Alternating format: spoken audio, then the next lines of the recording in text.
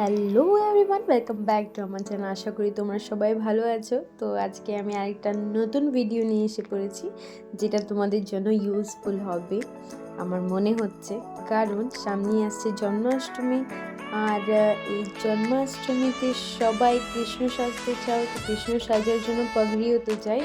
তো পাগড়িটা কীভাবে বানাবে তারই আমি একটা টিউটোরিয়াল নিয়ে এসেছি এখানে। মানে এই পাগড়িটা বাঁধার জন্য 3টে দুপাট্টাতে যে কোনো কালারে নিতে পারো, তোমাদের যেমনি ইচ্ছে তেমনি কালারে নিয়ে তারপরে প্রথমে দুটো দুপাট্টাকে আমরা নট বেঁধে নিব। তারপরে যে 3 নম্বর দুপাট্টাটা থাকবে সেটাকে একসাথে বেঁধে নেব। বেঁধে নিয়ে যেভাবে আমরা চুলে বেনুনি গাঁথি ঠিক সেইভাবে এটাকেও মানে দুপাট্টা 3টে দিয়ে বেনুনি গেঁথে দিব। গেঁথে দেওয়ার পরে সেফটি পিনে এই দেখো এরকম হচ্ছে লুকটা। এরকম যখন এসে যাবে তখন একটা দুপাট্টা নিয়ে এইভাবে পেঁচিয়ে পুরোটা পেঁচিয়ে একটা সেফটি পিন দিয়ে এটাকে টাক করে দেবো, নয়তো খুলে যাওয়ার চান্স থাকতে পারে। তো এইভাবে সেফটি পিনটা লাগিয়ে দিলাম।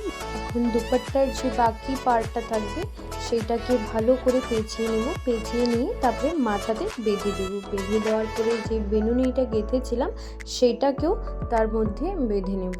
বেঁধে নেওয়ার পর আমার কাছে বেশি জুয়েলারি ছিল না লাগানোর মতো, তো আমি কি করলাম, আমার কাছে একটা গলার ছিল, মানে গলার জুয়েলারি ছিল, তো ওইটা প্রথমে লাগালাম। দেখলাম সেটা ঠিক লাগছিল না। তারপর একটা কোমরের মানে ছিল, কোমরে যে লাগানো হয় কোমর বাঁধ, ওইটা লাগিয়ে নিয়েছিলাম। এটা হচ্ছে আমার ফাইনাল লুক। ভালো লাগলে লাইক শেয়ার কমেন্ট করবে। Thank you for watching.